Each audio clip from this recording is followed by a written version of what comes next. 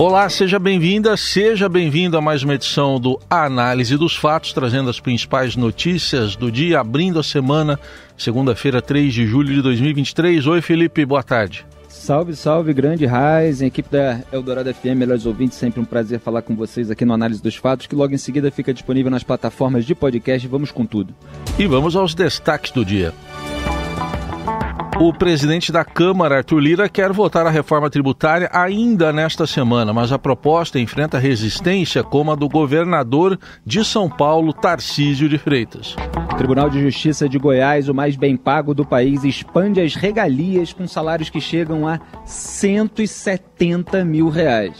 E ainda, quem são os petistas do Centrão e o adiamento do depoimento do ex-ajudante de ordens de Jair Bolsonaro à CPMI dos atos golpistas. O que acontece no Brasil e no mundo. Análise dos fatos. O presidente da Câmara, Arthur Lira, pretende colocar a reforma tributária em votação até sexta-feira, mas a proposta enfrenta resistência de governadores. O relator da matéria, deputado Aguinaldo Ribeiro, afirmou que está estudando uma ideia intermediária à proposta dos estados para que a unificação do ICMS estadual com o ISS municipal ocorra somente em 2033. Pela ideia já divulgada pelo relator, a cobrança da CBS, um tributo que ficaria com a União, começaria em 2027, enquanto a do IBS dos estados apenas em 2029. Os estados argumentam que se houvesse o ajuste, a União não precisaria bancar um fundo de compensação a empresas que hoje têm incentivos fiscais. Dessa forma, o IBS poderia entrar em vigor em 2026, mas com uma alíquota simbólica de 1% como teste e convivendo com o ICMS e o ISS até 2033. Uma proposta do governador de São Paulo, Tarcísio de Freitas, sugere que os recursos do Fundo de Desenvolvimento Regional a ser criado com a mudança nos impostos seja repartido de acordo com o número de pessoas atendidas pelo Bolsa Família no chamado Cadastro Único, o CAD Único do governo federal. A pretensão de São Paulo é apoiada pelo governador do Rio de Janeiro, Cláudio Castro, que também criticou a ideia dos estados do Norte e do Nordeste de excluírem as unidades mais ricas do país do fundo. A divisão dos recursos desse fundo bilionário, que será financiado com recursos da União, é um dos temas que emperram a reforma tributária neste momento. O governo federal propôs aportar valores anuais crescentes nesse fundo, que começariam com 8 bilhões em 2025 até chegar a 40 bilhões de reais por ano em 2033. O que a gente está vendo, Raiz, é a velha disputa pelo butim. Todo mundo quer arrecadar mais, gastar menos. Então o governo de São Paulo veio com essa proposta. Vale a pena a gente ter uma dimensão em valores absolutos, né? Porque o governo calculou que por essa métrica que está sendo proposta lá no Congresso Nacional, São Paulo receberia 262 milhões de reais em 2029, né? Que é o ano de início da projeção. E 1 bilhão e 300 milhões de reais em 2033, quando o fundo já estaria funcionando a toda. Só que por essa fórmula que leva em conta os beneficiários do Bolsa Família, como propôs o governo do Tarcísio de Freitas, São Paulo receberia 1,16 bilhão de reais em 2029, ou seja, muito mais do que pela conta que está sendo feita no Congresso, e 5,84 bilhões de reais em 2033. Então você tem aí praticamente um aumento de 5 vezes o valor. São Paulo, obviamente, quer ter mais dinheiro. Agora, é uma proposta que, ao mesmo tempo, é um meio termo, uma solução intermediária em relação àquilo que já foi defendido pelo Eduardo Leite, governador do Rio Grande do Sul, que fez uma proposta baseada no critério populacional, e aí São Paulo poderia receber muito mais. Então, existe uma proposta na mesa em que São Paulo receberia uma fortuna. O Tarcísio está dizendo, olha, eu não estou querendo receber isso tudo, não precisa também. Por essa aqui, que leva em conta os beneficiários do Bolsa Família, a gente recebe o razoável. Agora, essa que está no Congresso Nacional, São Paulo acaba muito prejudicado. E o que eles estão lembrando, tanto Tarcísio de Freitas quanto o Cláudio Castro, governador do Rio de Janeiro, é que nesses estados também existe pobreza. Inclusive no estado mais rico da federação, que é São Paulo. Então, você tem população pobre em todos os lugares, né? E o pobre é pobre, independentemente de onde ele esteja. Então, o governador está alegando isso para que não haja um direcionamento apenas para outras regiões. E está formando aí todo um grupo de pressão para cima do presidente da Câmara, Arthur Lira, para tentar adiar essa votação. Ele está reunindo, inclusive, empresários e entidades ali ligadas ao setor de serviços, que é onerado, a princípio, né, por esse texto base da reforma. Então é um setor que é crítico dessa reforma. Ele está unindo todo o apoio necessário para conseguir mais tempo de discussão, para ver se destrava esse tipo de ponto que ainda está em debate. Eu acho até engraçado, muitas vezes as pessoas alegam, olha, mas a reforma tributária está sendo discutida há muito tempo. De fato, o Brasil precisa simplificar os impostos, como já fizeram décadas atrás a França, a Dinamarca e outros países. O Brasil está atrasado aí em relação a quase que 150 países. Só que o fato de você discutir por muito tempo não quer dizer que esses pontos de dissonância já foram resolvidos. Então eles estão tentando solucionar isso. Arthur Lira, obviamente, querendo aprovar isso para ganhar cacife junto ao governo, no momento em que o Centrão quer o Ministério da Saúde, ele quer imprimir uma marca ali, como Rodrigo Maia fez com a aprovação da reforma da Previdência em 2019, o antecessor dele no cargo. Ele quer desviar o foco das investigações da Polícia Federal que atingiram os seus aliados, e aparece agora até o nome dele ali em lista de pagamentos. Então há interesses políticos e econômicos, e vamos ver o que vai sair desse bolo. Uma reportagem do Estadão conta quem são os petistas do Centrão, deputados do PT fiéis ao presidente da Câmara, Arthur Lira. A apuração é do Daniel Vetterman. Boa tarde, Vetterman. O presidente da Câmara, Arthur Lira, passou a contar com um grupo de aliados dentro do PT para conseguir suas demandas junto ao governo Lula. São os chamados petistas do Centrão. O grupo inclui o líder do governo na Câmara, José Guimarães, o líder do PT na Casa, Zeca Disseu, e outros parlamentares como Washington Kaká, Zé Neto e Reginaldo Lopes. Todos rejeitam o apelido e dizem que trabalham pela governabilidade do presidente no Congresso. Agora, a principal demanda de Lira, que conta com os petistas do Centrão, é a troca da ministra da Saúde. A pasta é comandada pela cientista Nízia Trindade. O grupo de Lira quer colocar o deputado licenciado Dr. Luizinho, atualmente secretário estadual de Saúde no Rio, no cargo. O plano de Lira é considerado difícil nos bastidores, ainda mais após investigações da Polícia Federal cercarem o deputado alagoano. E a demanda do Ministério da Saúde só deve ser tratada por Lula a partir do segundo semestre desse ano. Outro projeto que tem interferência dos petistas do Centrão é a reforma tributária. O coordenador do grupo de trabalho que elaborou a proposta, Reginaldo Lopes, do PT de Minas Gerais, já avisou que o texto deve ser aprovado não conforme os desejos do governo federal, mas sim de acordo com os interesses do Congresso Nacional.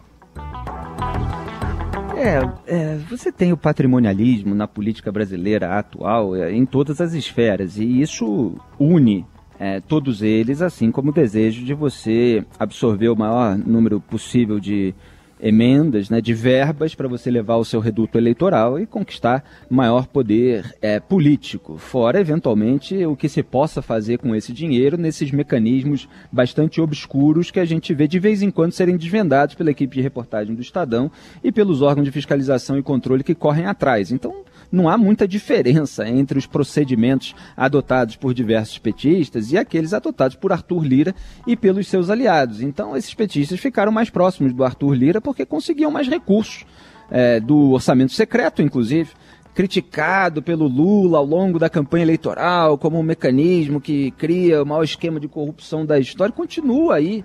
O STF derrubou o orçamento secreto, agora a gente precisa ficar ampliando o sobrenome desse tipo de orçamento, que é o orçamento secreto maquiado, que continua funcionando no governo Lula. Os petistas usufruíram esse orçamento, enquanto o líder deles está lá criticando. porque as pessoas não acompanham a política nos seus bastidores, nas suas minúcias, e muitas vezes aquilo que o líder está fazendo está sendo contrariado na prática pelos seus liderados. Então tem deputados federais que avaliam que conseguem apadrinhar mais recursos se o poder ficar com a Câmara dos Deputados e não dependente dos ministérios do governo Lula. Porque aí você tem uma disputa ali também entre os ministros para ficar com um maior número de recursos. Vamos ver o quanto que o Lula vai permitir e tolerar esse tipo de comportamento da sua própria base no Congresso Nacional. Eles tentam ganhar dos dois lados, né? Tanto do governo quanto do Arthur Lira, mas uma hora essa corda pode arrebentar para algum. Análise dos fatos. A CPMI do 8 de janeiro adiou o depoimento do ex-ajudante de ordens de Jair Bolsonaro, Coronel Mauro Cid, para a próxima semana. Inicialmente a oitiva estava marcada para amanhã. Preso por ordem do Supremo Tribunal Federal, Cid é alvo de várias investigações, acusado de envolvimento na fraude dos cartões de vacinação de Bolsonaro e familiares. O presidente da CPMI, deputado Arthur Maia, afirmou que as sessões tiveram de ser adiadas considerando a intensa agenda da Câmara dos Deputados. Cid teve o celular apreendido pela Polícia Federal, que encontrou no aparelho o roteiro para o que seria um golpe de Estado. As mensagens descobertas no aparelho mostram que o oficial foi cobrado pelo coronel Jean Lawande Júnior para que o então presidente Bolsonaro desse ordem no final do ano passado para que o Exército impedisse a posse do presidente eleito, Luiz Inácio Lula da Silva. Integrantes da CPMI querem que Cid esclareça essas mensagens e se as levou ao conhecimento de Bolsonaro. Jean Lawande, que já prestou depoimento na CPMI, diz que jamais pediu por ruptura institucional, mas sim por uma ordem de Bolsonaro para apaziguar o país após as eleições do ano passado. Cid também fazia parte de um grupo de WhatsApp com a presença de outros militares que discutiram a possibilidade de um golpe ser aplicado para impedir a posse de Lula. O Coronel Lawande é aquele sobre quem eu comentei na semana passada, que alternou ali um meia-culpa parcial, falando essa mensagem foi infeliz quando eu citei o Exército, com se fazer de absolutamente sonso, dizendo que não, só queria que o Bolsonaro dissuadisse aquelas pessoas, etc. É claro que não era aquilo.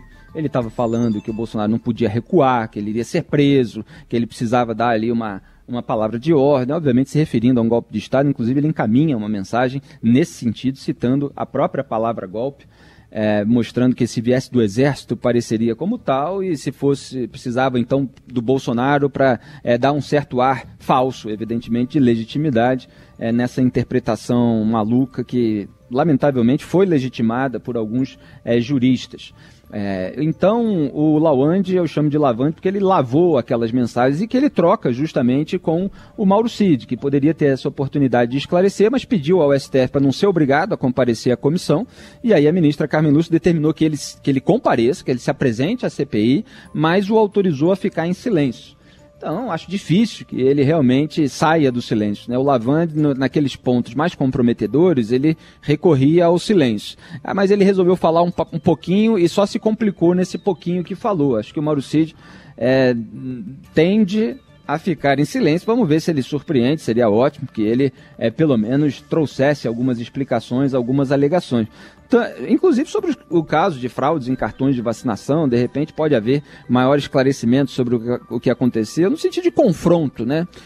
Porque geralmente essas pessoas buscam estratégias de defesa e acabam omitindo qualquer coisa que comprometa, mas quando bem interrogadas, elas podem deixar escapar algum tipo de alegação. E o adiamento do depoimento do Mauro Cid se deve justamente a essa prioridade do Arthur Lira em votar a pauta econômica, a reforma tributária, por causa dessas marcas que ele quer deixar, essa tentativa de se cacifar, de desviar foco de investigações, como eu falei na pauta anterior. Na Eldorado, análise dos fatos. O Ministério da Fazenda revisa o cenário e o crescimento do PIB em 2023 ficará na projeção entre 2,5% e 3%. A Fernanda Trisotto, repórter do Broadcast em Brasília, traz as informações.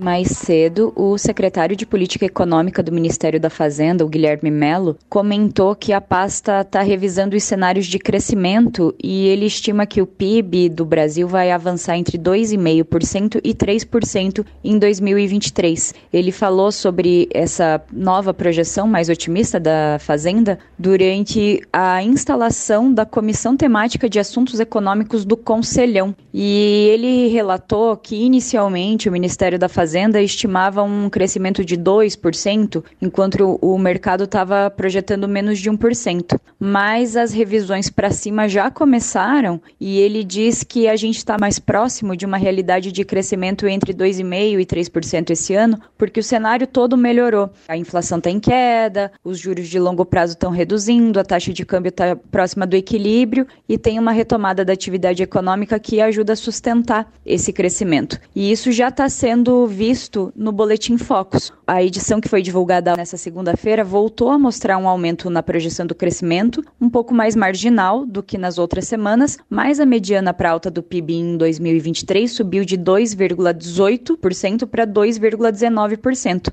Há um mês, o mercado estimava que o crescimento do Brasil nesse ano seria de 1,68%. Então, realmente está aumentando. O Guilherme Mello disse que essa revisão da Fazenda ainda está sendo feita e em breve deve ser publicado o dado novo e revisado. Já na volta do Análise dos Fatos, informações sobre como o Tribunal de Justiça de Goiás paga os melhores salários do país aos seus magistrados. Você ouve Análise dos Fatos. Uma apuração do repórter Tássio Lohan, no Estadão, aponta que magistrados do Tribunal de Justiça de Goiás são mais bem pagos do país. Apesar do limite constitucional de R$ 41.600, os juízes goianos têm multiplicado seus salários e recebido até R$ 170 mil líquidos todo mês, em razão de uma série de penduricalhos e regras específicas do Estado.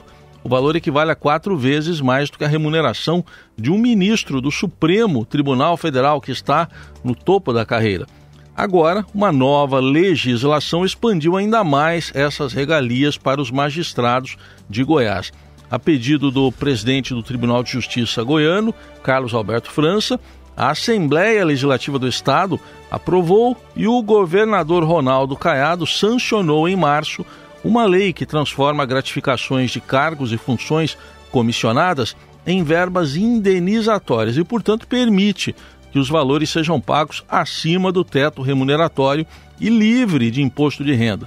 Procurado, o TJ de Goiás diz cumprir rigorosamente a lei. Previsto na Constituição, o chamado abate-teto é um mecanismo que inibe o recebimento de supersalários na administração pública. Na prática, ele funciona como uma linha de corte que reduz a remuneração de servidores para limitá-la ao valor máximo permitido, que equivale aos vencimentos de um ministro do Supremo. Verbas indenizatórias não entram no limite, como o auxílio moradia e indenização de férias, entre outros. Lembrando que o teto constitucional, que é o salário do ministro do Supremo, pelo menos até aí o final do ano passado, está em R$ 39.000 e quase R$300, R$ 39.293,32. Pelo menos era assim que estava da última vez que eu vi. E o sujeito poder ganhar até R$ 170 mil líquidos, obviamente, é uma aberração completa. E aí Augusto Aras aproveita, fazia aquela média também com ministros do Supremo Tribunal Federal. Olha só que absurdo, os caras aqui ganhando acima de vocês, né? Ele diz assim, abro aspas, é inadmissível a elaboração de leis imorais, cujo propósito seja privilegiar alguns poucos indivíduos. Benesses dessa natureza, aliás, costumam ter destinatários certos e determináveis, o que, ademais, implica contrariedade ao princípio da impessoalidade. Fecha aspas. Nessa hora, o princípio da impessoalidade aparece quando tudo é muito público, é muito escancarado, e privilegia um tribunal em detrimento de outros que ficam limitados àquele teto. aí você tem esse tipo de ação da Procuradoria-Geral da República, né? Curiosamente, PGR, o STF, quando se trata dos esquemas envolvendo políticos, vem tudo com aquela tese de que a política está sendo criminalizada, né? Quando são os esquemas obscuros. Eu gostaria que houvesse esse rigor e essa severidade em ambos os casos. Não estou falando para não haver nesse. A minha posição é sempre essa em relação a tudo. Quer dizer, é para ser rigoroso assim, está certo nesse caso. Está errado é nos outros. Agora, o que você vê aí, por exemplo, de manobra, essa lei que transforma gratificações de cargos e funções comissionadas em verbas indenizatórias. E aí, por causa disso, permite que esses valores sejam pagos acima do teto remuneratório e livre de imposto de renda. Isso é puxadinho.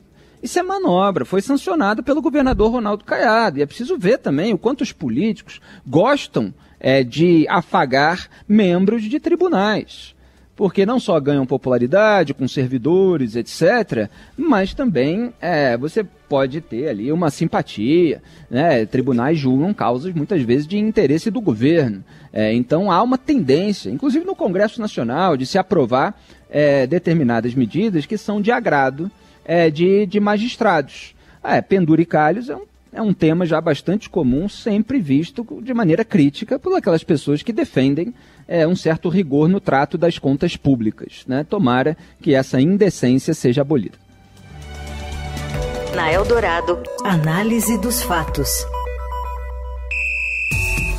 No esporte, está dando o que falar uma declaração do auxiliar técnico de Abel Ferreira no Palmeiras. De acordo com ele, o João Martins, é mal para o sistema o Palmeiras ganhar 2 anos seguidos. Fala, Robson Morelli. Olá, amigos. Quero falar da repercussão que está tendo a frase do interino do Palmeiras, João Martins, dizendo que o futebol não queria que o Palmeiras ganhasse suas partidas e se faça campeão. Nós entendemos que o futebol brasileiro passa uma imagem que é o futebol mais competitivo do mundo, porque ganham vários, mas ganham vários porque muitas vezes não deixam os melhores ganhar, que foi mais uma vez o que se passou hoje. Nós entendemos que é mau para o sistema o Palmeiras ganhar 2 anos seguidos, mas se virmos em todo o mundo, em toda a Europa, há sempre 2, 3 que ganham sempre, porque são os melhores, trabalham para ser os melhores dia a dia, que é o que nós fazemos. Não vale a pena amanhã ter o Presidente a mostrar frames e a parar a imagem quando lhe dá jeito, para justificar incompetência e erros grosseiros. A declaração pegou muito mal depois do empate por 2-2 com o Atlético Paranaense no fim de semana. A CBF se manifestou duramente contra o auxiliar do Abel Ferreira, com palavras fortes. Ele falou de esquemas, ele falou de um sistema, ele falou que tem muita gente trabalhando para que o Palmeiras não seja campeão. Disse mais, o futebol brasileiro não é visto na Europa por causa, entre aspas, né? Não usou essa palavra, mas desta bagunça da arbitragem. E a CBF chamou suas declarações de um desfile de grosserias. O lance ali da expulsão ou não do jogador do Atlético Paranaense foi mostrado na TV, a revisão foi feita, o árbitro marcou o pênalti a favor do Palmeiras. No meu modo de ver, ele deveria sim ter sido expulso, foi um erro sim da arbitragem, mas nada justifica o que falou o auxiliar do Abel, levantando a possibilidade de um complô contra o Palmeiras. O próprio Abel Ferreira já havia dito isso lá atrás, né? Que muita gente não queria que o Palmeiras ganhasse as competições. Isso é ruim porque joga o torcedor do Palmeiras contra todos os outros, contra a competição, contra a CBF, contra a arbitragem. A nota fala bastante coisa, mas termina dizendo o seguinte, que a CBF vai encaminhar o vídeo contendo as declarações do profissional do Palmeiras ao presidente do STJD para que ele revele qual seria, entre aspas, o esquema ou sistema no futebol brasileiro que não permite que o melhor vença. Vai ter punição, vai ter julgamento, o Palmeiras pode sair prejudicado disso ainda em relação ao seu auxiliar da comissão técnica. É isso, gente. Falei, um abraço a todos. Valeu! A questão é que ele não tem elementos suficientes para apontar um complô contra o Palmeiras. Ele, se tem uma crítica pontual a uma arbitragem, ele tem que apontar essa crítica com base numa argumentação. É assim que se faz. Agora, está na moda esse negócio de posar de vítima de complô sem uma argumentação técnica suficiente. É assim na política. O lulismo fez isso, o bolsonarismo fez isso, e a gente vê isso se espraiar aí por outros setores da sociedade também. Quando eu ouvi essa declaração, é mal pro sistema, o Palmeiras ganhar 2 anos seguidos, eu achei que ele estava falando sério, coisa que eu falo brincando quando o Flamengo Flamengo perde, né? Que eu falo assim, a gente entregou esse título para vocês, porque é bom ter uma alternância e tal, mas não, ele estava insinuando que há algo mais contra o Palmeiras. Aí, se você não tiver elementos suficientes, cabe uma pressão contrária a esse tipo de leviandade. E termina aqui mais uma análise dos fatos com produção, edição e coordenação de Laís Gotardo. Trabalhos técnicos de Moacir Biasi, comando de mesa de som é de Carlos Amaral. Valeu, Ryzen, sempre uma honra fazer a dobradinha com você. Melhores ouvintes, até amanhã. Tchau. Valeu, abraço, até amanhã. Você ouviu Análise dos Fatos. Se você perdeu esta edição ou quer ouvir de novo, acesse radioeldorado.com.br ou assine gratuitamente o podcast no iTunes, Google Podcast, Deezer ou Spotify.